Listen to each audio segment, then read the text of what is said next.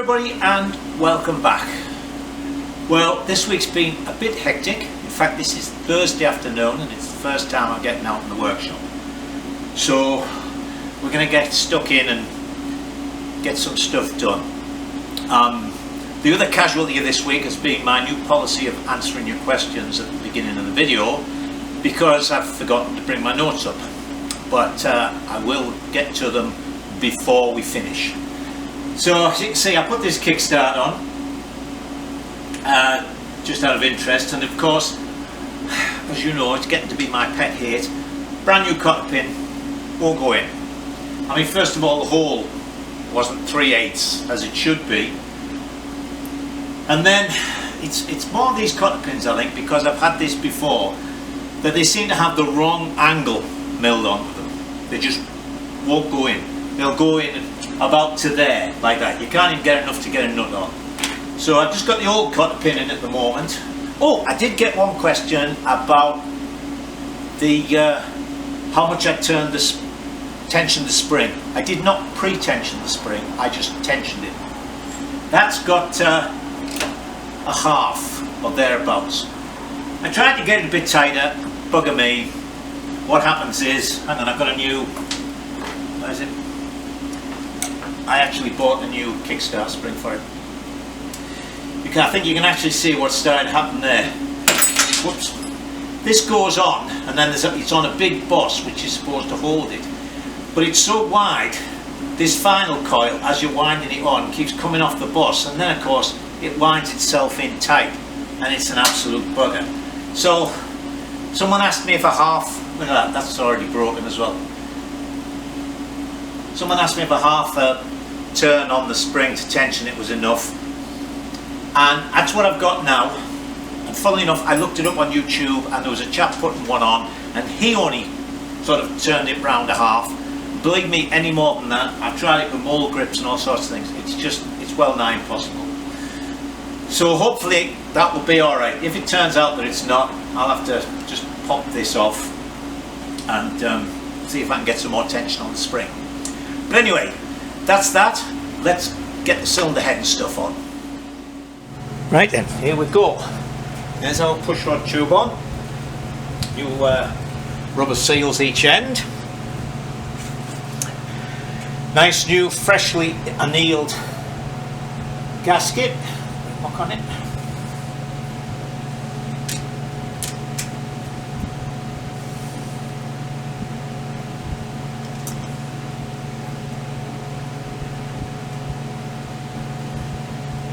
Okay. Now a nice newly cut valved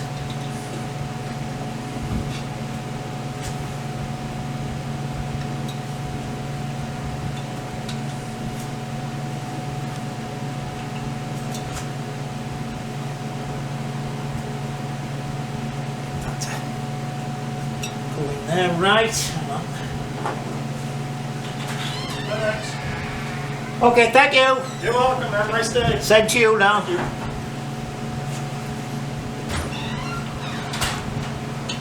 It's the FedEx man.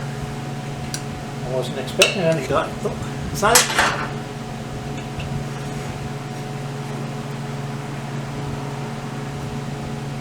Come on. There we go. Alright. Now, all I need are the bolts.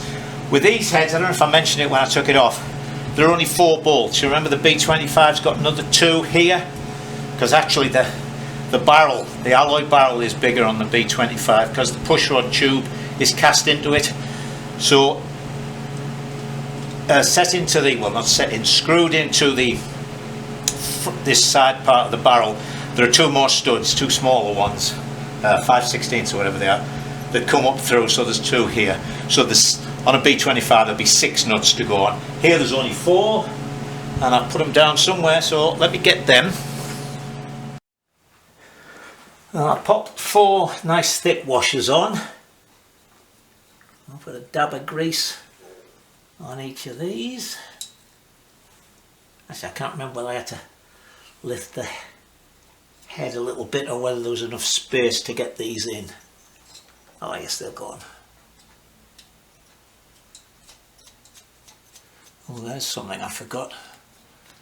Two of the studs in there actually came out with the nuts.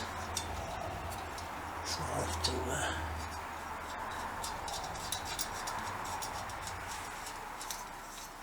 as I mentioned before, I think, particularly with awkward nuts like this, clean up your nuts and your studs, etc. before you start rebuilding it. I just wire brush those nuts and I caught my bloody finger. So that you can just get them started. You don't have to be messing around with a spanner. So let me do the two on the other side and then we'll tighten them down. Right, I've just nipped them up. I don't know if you remember this. This is a tool I made. The end is thinned down and it's got a socket on there so you can put your torque wrench on and just calculate what the torque's going to be. But of course this is for the B25s and so on, so it doesn't fit them. So we're just going to have to rely on feel. So some of you will shout about that, but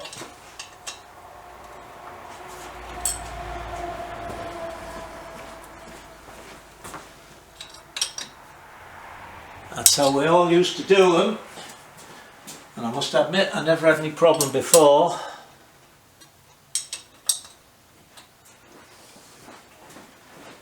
So let me go backwards and forwards doing this, and I'll put those two studs in and then we'll put the rocker box on. Or we'll put the push rods in and we'll put the rocker box on. Right, I've put a new gasket on there and greased all the threads. You remember me mentioning I wasn't impressed with the base gasket. This top one's flimsy as well. What I also did actually was, after I'd tightened them up, I checked the nuts on that side with my torque wrench.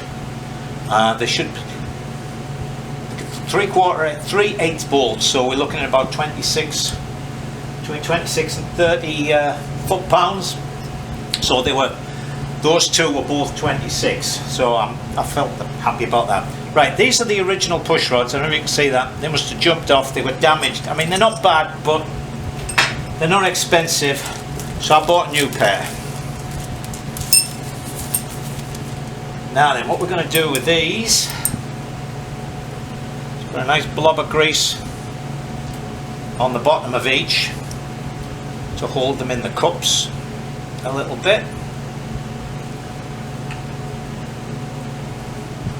The inner one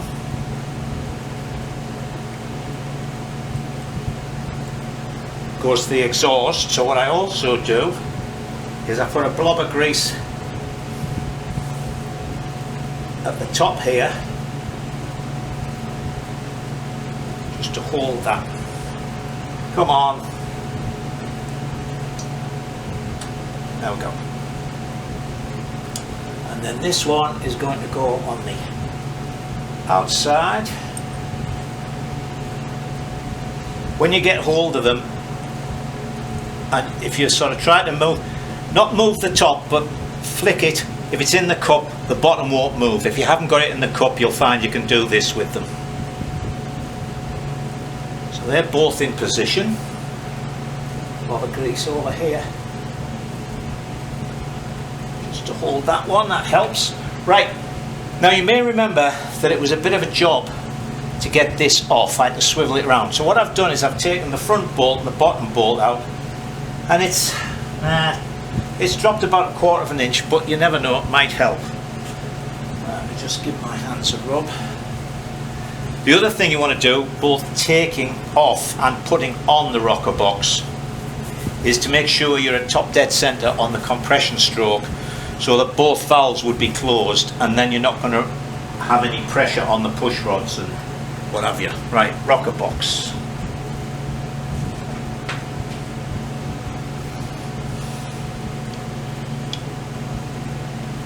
Right, now will it go on?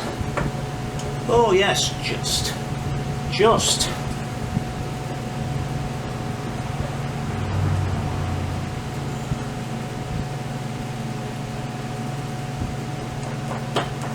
Oh, come on. God, it's a couple of foul.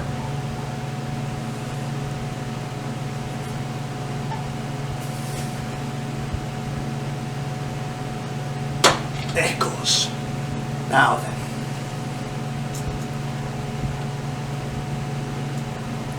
Come on, go down through all the holes. There it goes.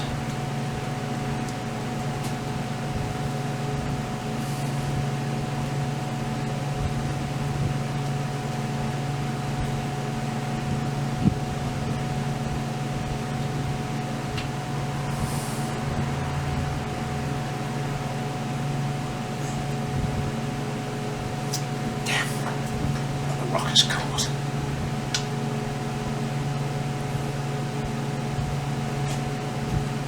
There we go. Then we just need a little something to make sure I'm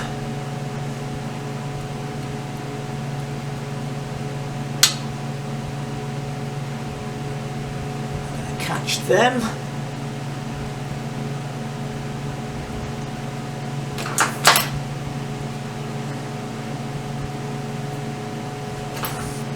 Going to do is bring them down so the rockers just catch them, and then lift that up to catch it,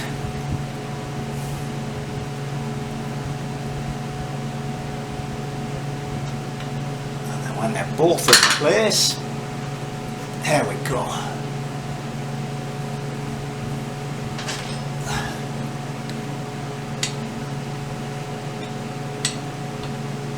That's it.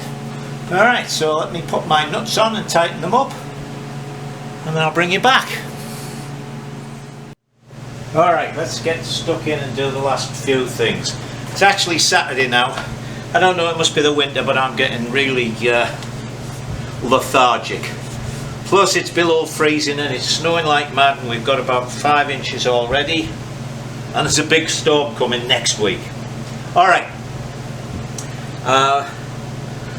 We're going to set these, it's 8 for the inlet, 10 for this exhaust. Rupert Ratio has a system of doing it to reduce that, but I don't mind a little bit of tapping noises, it's known as. Now then, you could do this with just a spanner and a pair of pliers, or I must have had a rush of blood at some time. There is a special tool you can buy, I suppose you could make it. And basically what it is a socket that fits the lock nut, and this is a square socket that fits the actual adjuster, and one goes in. You see, you can put that onto the adjuster, drop that socket down and tighten it while holding the adjuster so it doesn't move. Now one thing you will find useful is if you do this with your feeler gauges, because it's really, where is it? I brought some feeler gauges with me. Hang on a second. There they are. Just to show you this, see the actual valve is down there, so you've got to be bending these, and because they're at an angle when they're in there, because they're bent, you're not getting the true reading. So seeing as these things aren't expensive, I always just make a couple of them, take them out and bend them and thin the end. You see that goes in and it's nice and level as it goes in there, so I can get it in easily. Now these valves are exactly the same length as the C15 valves I bought, which were the wrong ones, so I don't know why the adjuster's all the way down there, but as we found out, things have been done with this bike, but everything's going to work alright. So anyway, that's it. What I always like to do, barely get on here, is actually tighten this down until it grips.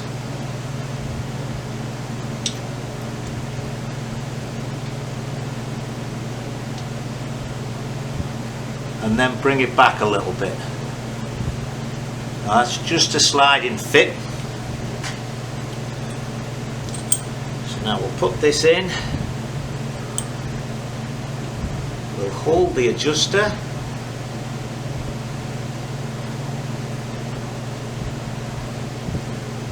Tighten the lock nut. You see this has got enough space so you can lift this up. And there we go, with just a sliding fit. Alright, take that out of there. So let me do the inlet one, and then we'll move on and we can put the little covers on. Now then, here's another little pet peeve of mine, because it's annoying. Almost every bike I've worked on here in the States, and a lot in the UK, these are like that, because people will, I mean, why they don't even use an adjustable spanner, I don't know, but you see the teeth marks in it, pair of Stilsons, or a, I don't know, pipe wrench, whatever you want to call it. Anyway, we'll put those on. We've got new fibre washers on them.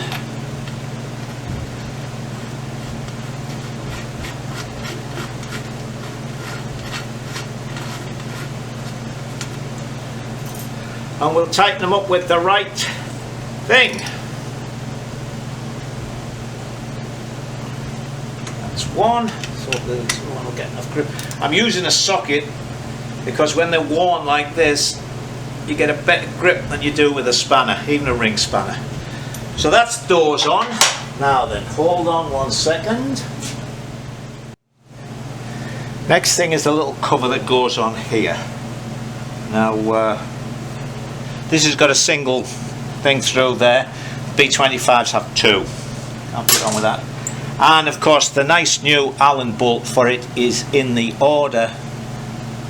Well, it was in the original order, but it's in the part that hasn't arrived yet. This is always a bit of a bugger. There's a new gasket on there, by the way, because as it goes in you just lose sight of it. Oh, there it is.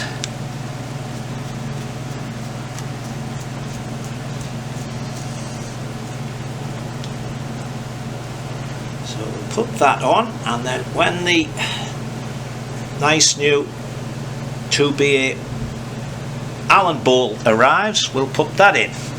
Okay, let's go and do the rocker feeds. Alright, the rocker feed pipe. Now, if you use the B25s, the rocker feed is sort of built in. The hose just goes on the back and it's internal. But on these it's an external one. So we have got, I suppose you could use Doughty washers here. We have got 4 newly annealed copper washers in there like that. That.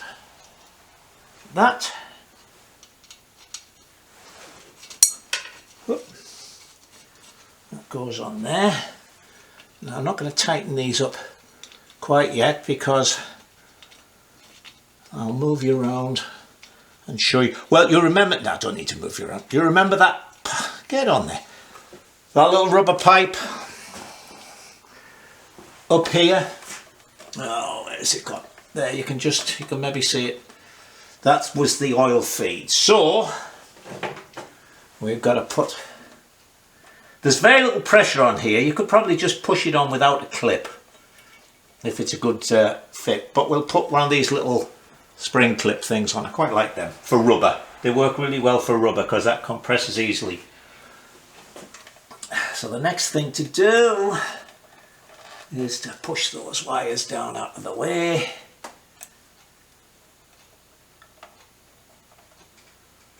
And put that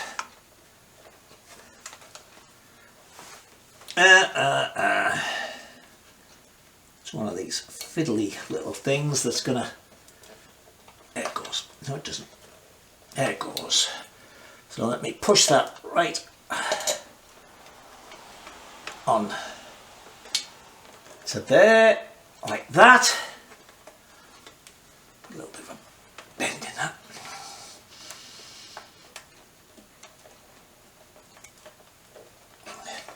And then we'll use the old pliers. I bet I'm getting in the way completely here, aren't I? By the way, if you hear any strange noises, particularly if you hear lorries revving, as I say, it's snowing heavily and it's snowing faster than the ploughs can get through. And I live on a hill, quite a steep hill. And it's also a main road, although the house is really well set back. But the thing is, the lorries, and particularly buses, really get stuck on this hill. So it's a constant thing.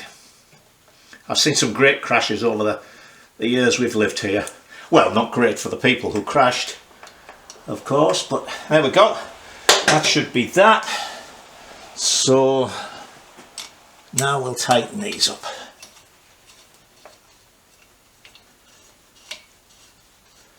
Right, we have a couple more things to do here and then we'll be at the carburetor.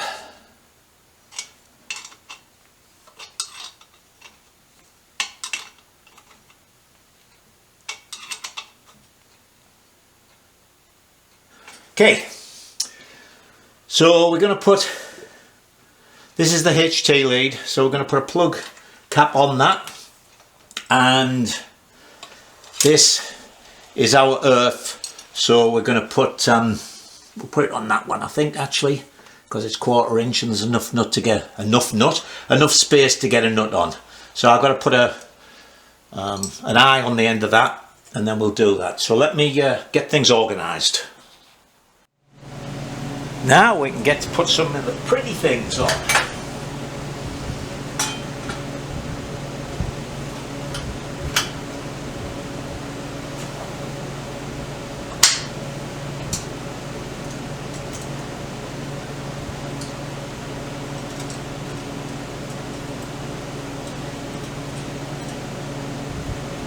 Goes on there.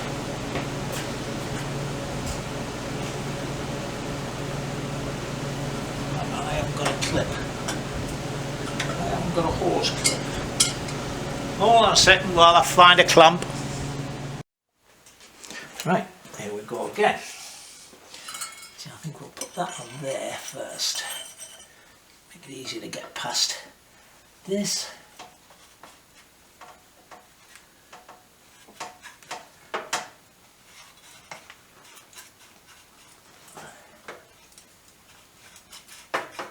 Made that a good fit. And then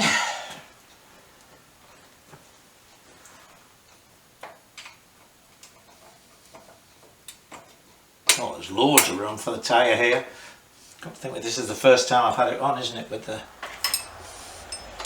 18-inch rim and the tyre. You may remember I was a little worried about it.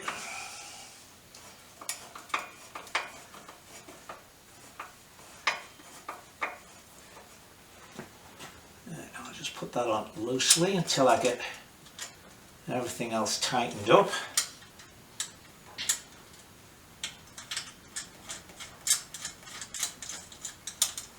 There we go.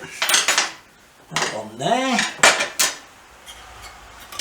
Slide this back here.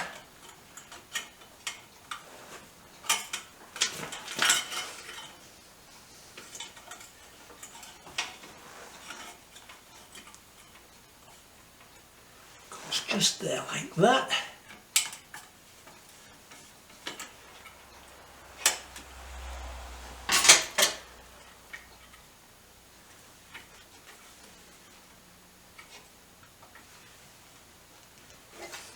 You could get my finger in behind it. Ah, there we go.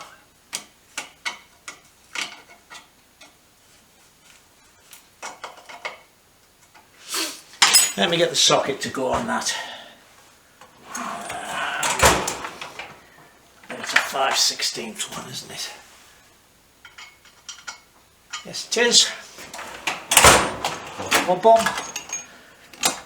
Oh dear, dear, dear, dear. Where's that gone? Where's my little tea thing gone? There it is. Die. Now then. So that's going to go on there like that. It's a lot better than a screwdriver. Oh, of course, not all of them have a hex head. That's that.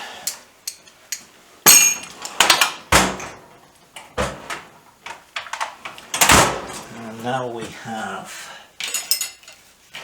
where is it?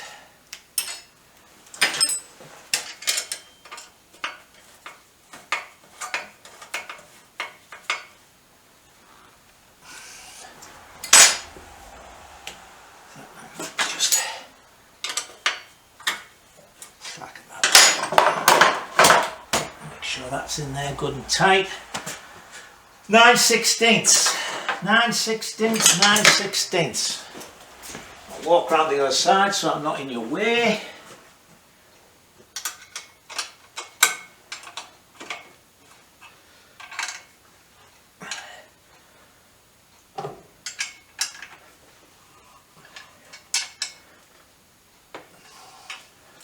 There's that.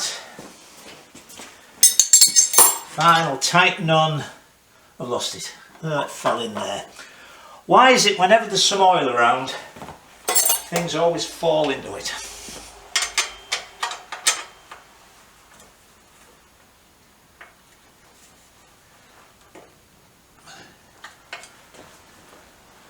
This is all the oil pipes. This is the tyre. This is the distributor, the cases, Kickstart. Hey up! Oh, there is something else. I haven't done it yet. I'll show you. These two little holes are to rivet on a little star like that. I've got to look at the picture. The one on the photograph we were using, the inside of that was just black. Actually, I think that was black. And then that was on there.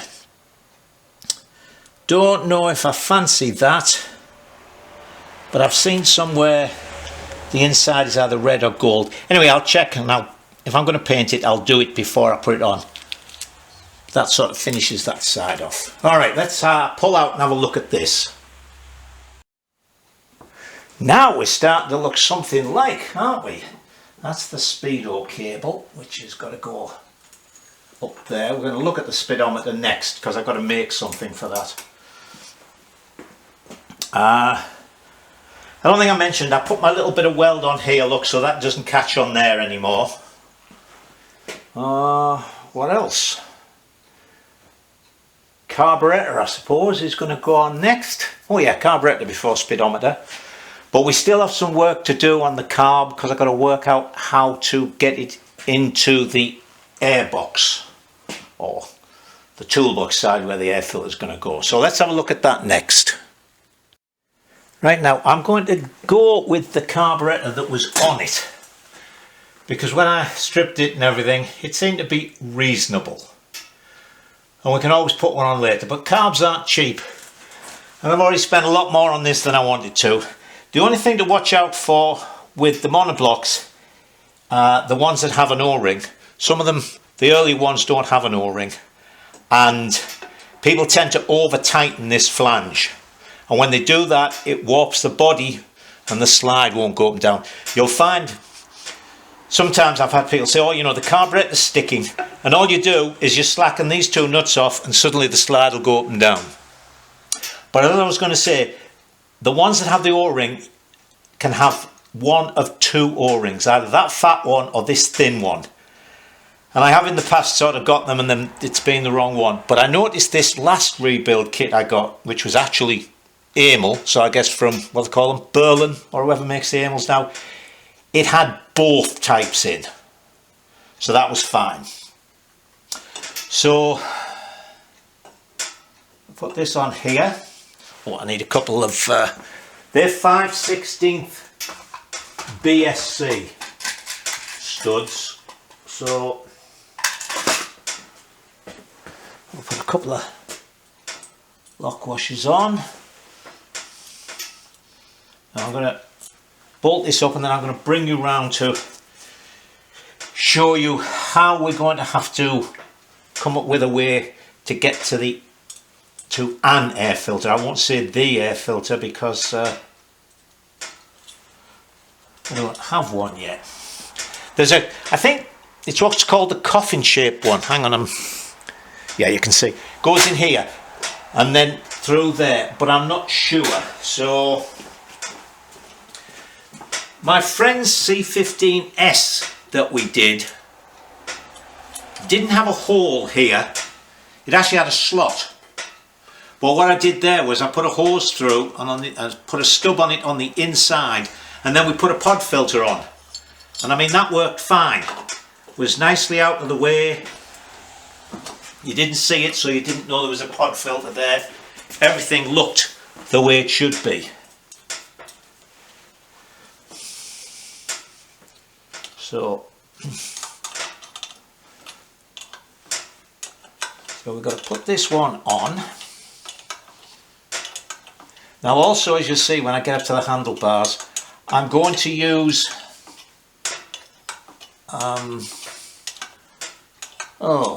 Saturday afternoon, I'm going to use one of the side pull twist grips, because I don't like the way the throttle cable, even though it's sort of to be a road bike, I've never liked the way throttle cables hung down in this great big loop.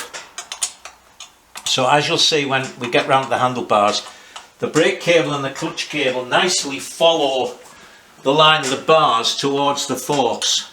So I thought a side pull one would just tidy up the cables. Alright, so that's that. As I said, don't over tighten these. That's that. Let me move you round a fraction. I'm afraid the heating's come on as well. I started talking there and I don't think the recording had started. One other thing to watch out for is, I noticed, again probably because it's to cover a couple of different models, the rebuild kit had a fibre washer that fitted under there. But I don't know if any of them have a fibre washer under there, but the thing is, if you put a fibre washer under there, this is where the needle is that sits on the valve that pivots in there. If it shouldn't have a fibre washer and you put one in, what you're doing effectively is lifting the seat higher. So the car will just keep flooding because the needle won't be able to come high enough up to close it off. So what we need is for that to go through this hole. Now, as you may remember, I bought this thing and I still don't see how it works. Hang on. I'm saying you bought this thing, you can't see it yet because I'm trying to get a piece of rubber off it. There it is. So that was the thing I bought that's supposed to screw on there. I don't honestly see how it works because it won't go through that. This end will go through, but that end won't.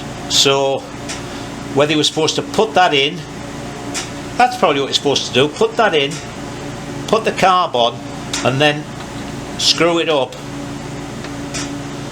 So anyway, what I'm going to do is that, see, just nicely goes in there, being rubber. I'll squeeze it in, and then I won't destroy this because I might use it. I'll get a piece of tube the same diameter, we'll put that in there into this with a clip on, and then we can put a filter on somehow in there. So let's see if I can. I think really I'd like to have,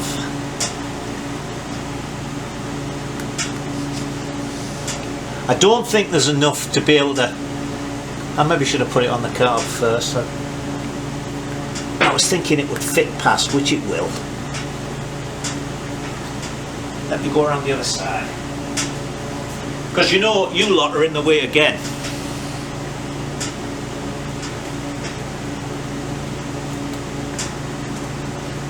There we go.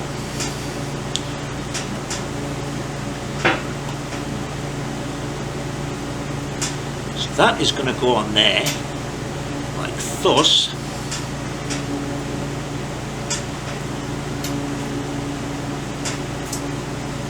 Let's put my finger in there.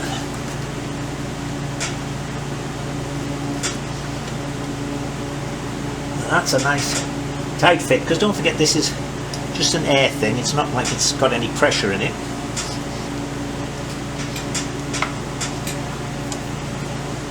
We've actually got threads on that thing which makes it even better, tighter fit. So that's going to go on there like thus.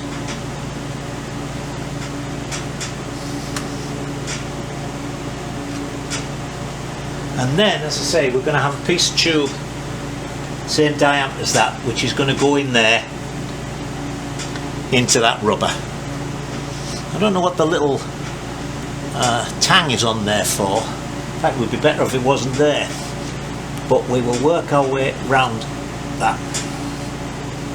Okay, so that'll go in there. We'll paint this black so it looks right. And then you see that'll go in there like that. Black, you won't notice it. And we'll put our filter on this side. So I'll just leave that like that for now. Let's look at doing the throttle cable. Well, this just rounds a great week off.